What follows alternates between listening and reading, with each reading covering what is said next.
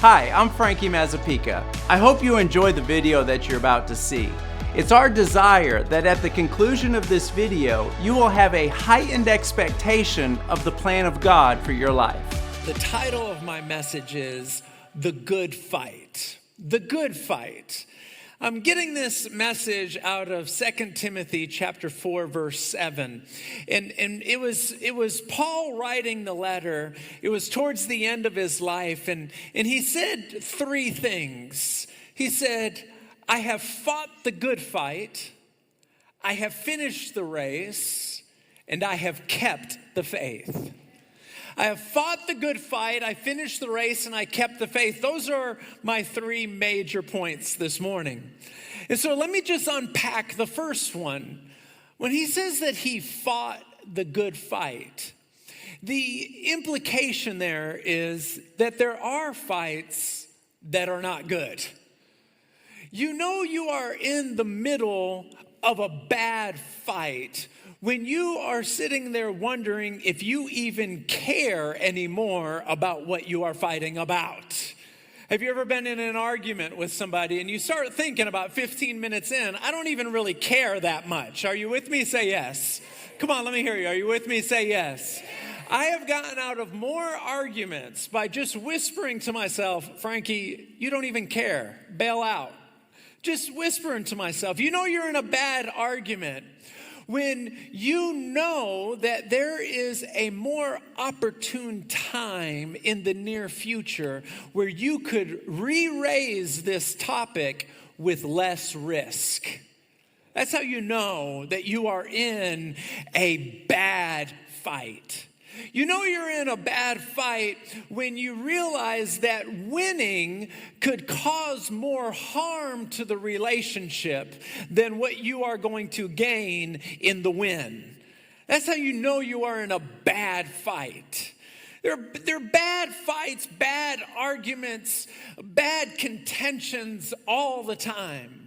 I went into a business deal about, 10 years ago or so, and it was with a buddy of mine, and we were gonna, buy some tools or something like that, and then we were gonna resell them wholesale. I can't remember what it was. Anyway, I lost like $7,000 on that idea. My wife was super happy. Super happy. The problem was not just losing the money, but I fought for that idea.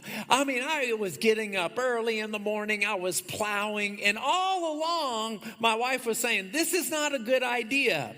My dad was telling me, Frankie, this is not a good idea. When you're the only one who believes that your idea is a good idea, it's probably a bad idea. Are you with me? And I kept saying, you guys don't even believe in me. You don't even believe in me. And sure enough, I lost $7,000. I was fighting a bad fight. You know you're in a bad fight when everybody is looking at you saying, what are you doing? You're in a bad fight. Now you can back up and say, I don't care what any of y'all say. I believe in myself. There's going to be times on the rare occasion you will be right.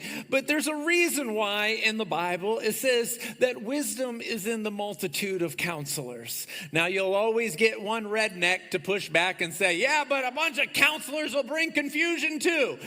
Here's the thing.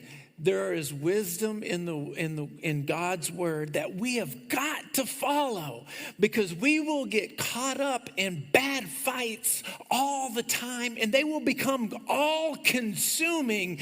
And then we'll turn around and look and realize that we have wasted years with bad fights. And what do you mean by wasted years? There's so much emotional drawdown. There's so much stress and so much worry and so much anxiety that just got sucked out of the bones of our marrow because we got tangled up in things that we should have never gotten tangled up in. Then there's good fights. How do you know you're in a good fight? You know you're in a good fight when you are contending for something that you believe in your heart, but you haven't seen it with your eyes yet. See, that's the definition of faith. In Hebrews chapter 11, verse 1, it says that faith is being sure of what you hope for and certain of what you cannot see. When deep down in here, you are in the middle of a bad marriage, but you want to fight because you believe that the marriage can turn around. You are contending for something that you are seeing in your heart. If you have a tangled relationship with one of your children and you guys aren't talking, that can be the most painful thing a parent can experience. But to fight for that, to be as humble as you need to be able to back up and say, if I haven't solved our issues by humbling as much as I have, then clearly I need to go lower. And if that doesn't work, then you go lower. And if that doesn't work, then you go lower. You continue to humble yourself when it comes to your children until you get that relationship back together. That is a good fight that you cannot let go of. Are you with me? Say yes.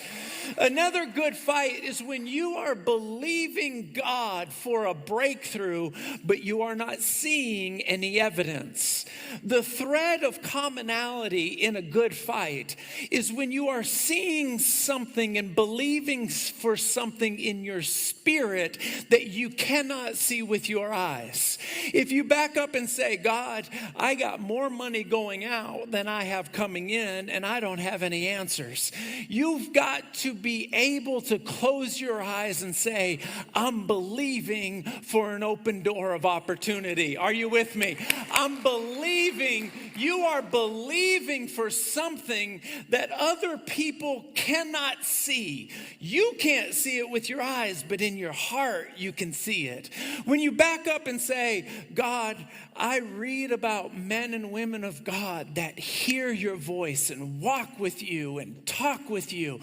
I want that and more. I'm not there yet, but I want to get there. That's a good fight. Here's the thing about good fights. Good fights are hard. They're hard. If it's an easy fight, you have to ask yourself if you should even be in the fight. Good fights are hard fights. See, if you are older than the age of 9, you've lived enough life to realize that you can slip down a rabbit hole of discouragement that fast.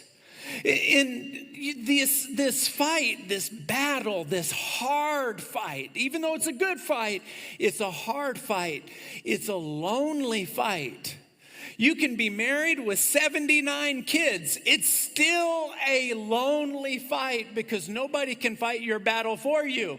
Your wife can't fight your battle for you. Your husband can't fight your battle for you. Your aunt, your grandma who can pray down thunder from heaven. You have to fight your own battles. And when you lay down and you got the battlefield going on in your mind and you have to wrestle discouragement, and you have to wrestle doubt, you got to wrestle these things, just know that that is an earmark of a good fight. A good fight is a hard fight. A good fight is usually a lonely fight. You don't tell a lot of people about the battles that you're having because it's a personal thing. A good fight is a long fight. It's a hard fight. It's a lonely fight. And I'll tell you this, the good fight is a taxing fight. It's a painful fight. Because you have to go through the thrill of victory and then the agony of defeat. When you're believing God for something, you're fighting the good fight. It's the good fight. And then he backs up and he says, I have fought the good fight. I have finished the race. Now, initially when I read that verse, I have finished the race, my mind thought, who are you racing against? Who are you running against? It's not a competition. Life isn't a competition. So when he says, I have finished the race, it's not a competition. You know, here's Greg Long just gets up here. Your last name's Long, right? Yeah. His eyes are so blue, I want him to wear sunglasses around me because it's not fair. It's not fair. Jana, I love your husband, but I don't like your husband at all. I love him, but I don't like him. His eyes are so blue, it's not fair. It's this, if I look at him, I go, I don't like my eyes anymore now that I'm looking at yours. I was fine with them this morning, but now that I'm looking at your eyes, you look like stinking Superman. Who are you? You get caught up in comparison. You are drinking the cocktail mix from hell. It is not a race between me and someone else. It's not a race between you and someone else. That's not the race. When he says, I have finished the race, he's not talking about competing with the other disciple. He's not talking about competing with another apostle. He is not racing against other people. He's racing against time. You're racing against time. You have a certain amount of time to fulfill your assignment. You are racing against time. Tick, tick, tick, tick, tick, tick, tick, tick, tick, tick. At a certain point, your heart stops. See, everyone has a spark of God on the inside of them. Every mother who has ever had an ultrasound knows about this spark of God. Because the very first thing that gets formed when a mom first lays down in the doctor's office and they do an ultrasound on their belly and the baby's like, I don't know, 6 weeks old or 4 weeks old, the only thing they can see is the spark of God. It's a little heartbeat. The first thing to exist is that heartbeat. The heartbeat beats before the brain is formed. It's a heartbeat. It's the spark of God. Do you know you can have skin cancer? You can have brain cancer. You can have lung cancer. You can't have heart cancer. That's the spark of God. If you take a heart, this is a study, if you take a human heart and put it in a petri dish full of cancer, it will kill 99% of the cancer outside the heart. The heart is a spark of God. When he starts that spark, only he decides when his spark goes out and you begin to step into eternity. That's his spark. But you are racing against time because you only have a certain amount of time for that spark to spark. And when it's over, you're done. You are racing against time. I want to illustrate this. A few years ago, I did a half Ironman in Austin. And for those of you that are unfamiliar with triathlons, there's 3 disciplines. First, you get in the water and you swim like a shark is chasing you.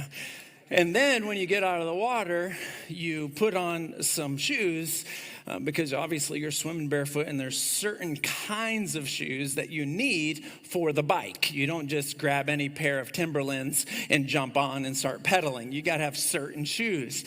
And then after you ride a bike for a half a day, you get off and you run a half marathon. And that's only a half Ironman. I didn't even try to do a full Ironman. Now, there's something interesting about the swim. The swim is timed. You have a certain amount of time to start that swim, go through it, and get out of that water. If you don't get out of that water in a certain amount of time, your race is over. You don't ever put the shoes on. You are not riding the bike. Your race is over. Now, you may have spent money on the bike. You may have spent money on the shoes. You are not going to get to do that part of the race. Why? You spent too much time in the water. Watch this. God has seasons. And when we get caught up in a season in our race, and we like the season, It's an invigorating season. We may find that we want to become experts in that season.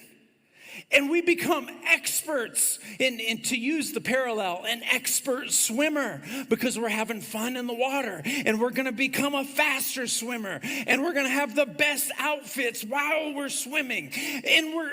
But we never, ever, ever went to the second leg and went to the third leg. And there are so many times that people enjoy what God introduced to them in their 20s, and they stay in that season forever. Now, just to keep this in its proper context, I became a pastor in my 20s. I'm 43 and I'm still a pastor. But if I've lived my life right, and sometimes I have and sometimes I haven't, if I've lived my life right, while doing what God called me to do, I continue to say, God, I know there's more. I know there's more. I know there's more. At 43 years old, I can't back up and say, okay, this is what I'm going to do for the rest of my life. The only thing I hope is I get better at it. I get to be a better preacher and the church gets stronger. I'm just going to get better at swimming. I want to know what's next. I want to know what's next. I may be a pastor for 100 years, but I need to have certain arrows in my quiver that I didn't have when I was 20 years old. I got to have certain things, certain gifts, a certain walk with God. Something's got to be different. If I'm still preaching the same way I did when I was 20 years old, somebody fire me. Do you understand? You may be selling snow cones for 40 years, but you're not the same snow cone seller you once were. Things are changing, things are changing, things are changing. You've got gifts. You got gifts that you didn't have before. You may be doing what you've always done, but you do it different. Are you with me? Say yes. Come on, let me hear you. Are you with me? Say yes. And then he's closing out that thought. He says, I fought the good fight, I finished the race, and I kept the faith. I don't know which one of those three is the hardest. I don't know if it's harder to pick a fight that's good and not versus picking a fight that's not good.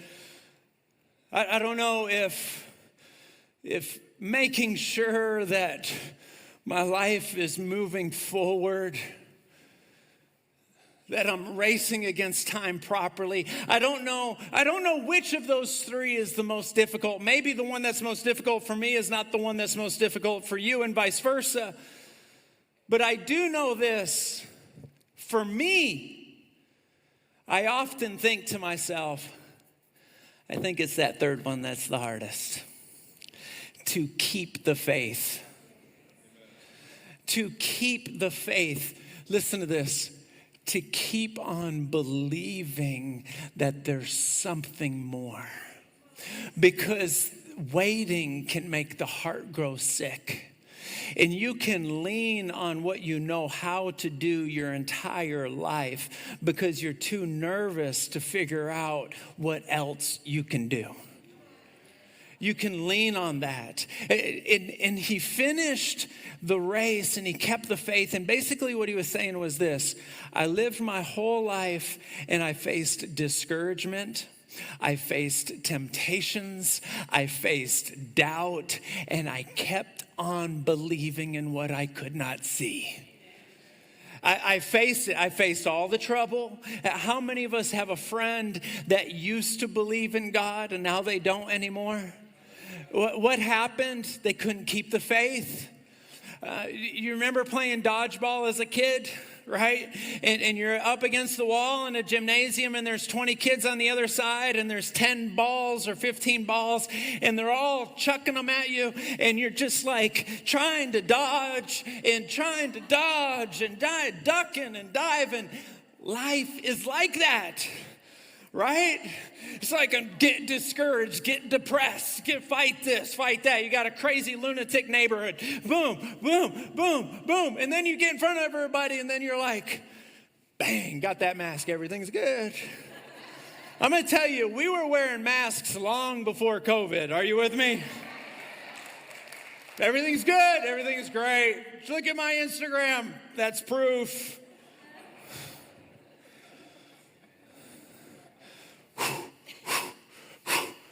How do you keep the faith? I read this story. It was about a pianist. He was a concert pianist. And he was playing in this reception. It was a small reception, but the people who threw it had a lot of money so they could bring him in. And he was playing. And afterwards, he stands up and this lady walks up to him. And she says, I'd give anything in the world. I'd give everything in the world to be able to play like that. He goes, well, that's what it cost me. See, I know a lot of people that wish that they could play an instrument, but the price tag was too high. That's me. I know a lot of people who want to be healthy, physically healthy, but the price tag was too high.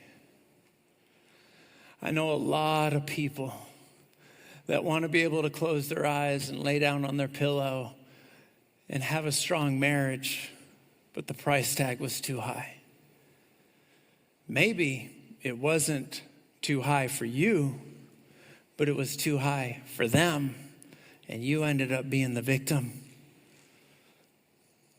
The price tag is too high. To back up and be an Enoch. You know what Enoch did in the Bible? I don't know. Nobody really knows what he did. But everybody wants to be Enoch. Why? Because he walked with God. Oh, let it be said of us when we die. Let it be said. Let it be said. Let it be said. Let it be said. Let it be said. Let it be said.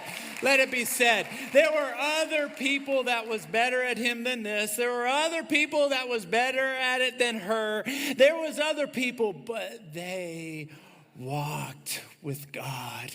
They kept the faith. They kept the faith. They kept the faith. They kept it. They kept it. They kept it. They kept it. They kept it. They hung on. They hung on. They hung on. They hung on. You know what hanging on? You know what hanging on looks like? In Psalms 5:3, it says, every morning I wake up, I'll lay the pieces of my life on your altar and I'll wait for the fire to fall. Can I just say it's a lot easier to preach about prayer than it is to actually pray. It's a lot easier for me to make you think that I pray than me actually going home and waking up in the morning and praying. We all have become experts at projecting the life that we want everybody to see. We have become experts. The trouble is, if we do it too long, we become walking corpse. We become a walking corpse where we look alive, but we're dead on the inside. We look alive, but we weren't willing to pay the price. We weren't willing to get down. And when I was a kid, I went to a United Pentecostal church. And if there's one thing United Pentecostal people are phenomenal at is praying. I mean, you come out of a Pentecostal church being a Navy SEAL at praying, okay? They will. The preacher won't even preach. It just, guess what we're going to do today? We're going to pray. It was like, surprise, surprise. And you come down here and you pray and you pray and you pray. I'm telling you, we have got, if we're going to be good at anything, we got to be good at saying, God, I'm going to live in your presence. I'm going to live in your presence. There's got to be something. Let's always remember this. How do I want to say this? Gifts can be found in a lot of people. Charisma can be found in a lot of people. Good looks and money can be found in a lot of people. But the separating factor in the equation will always be the anointing. That's why it says in Exodus chapter 16, it says this, God, if your favor, if your spirit does not go with us, how will people know that your favor is on us? Because it is your spirit that separates us from everyone else on the planet. It's your spirit. People can tell. People can tell. They can look at you and they can tell. Oh, yeah. You're the real deal. They can tell. It's called the baloney test. They can smell baloney. Do you receive that today? Come on, put your hands together. Do you receive that today? If you like that video, take a second and click the subscribe button as well as the notification bell. This way you'll always know every time we've uploaded a new video.